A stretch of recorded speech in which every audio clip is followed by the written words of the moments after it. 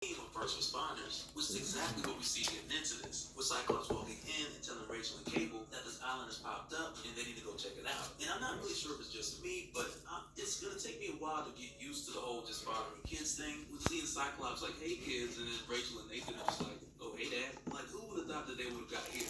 Not me. And it's good to see, but I admit it's gonna take some getting used to. No, And take it easy, one of Anton. you guys had mentioned in the comments of the last video that as far Take it as up like the the run. seating arrangement for the rooms inside of the Summers house, with Wolverine having room 11, Jean having room 12, and Cyclops in room 10, like you guys was like, this is a setup. Like, why they got Jean's room sitting there in the middle? Like, I can just imagine Cyclops looking out the door and telling Logan, like, keep walking, Logan. 2 doors down, Logan. 2 doors down.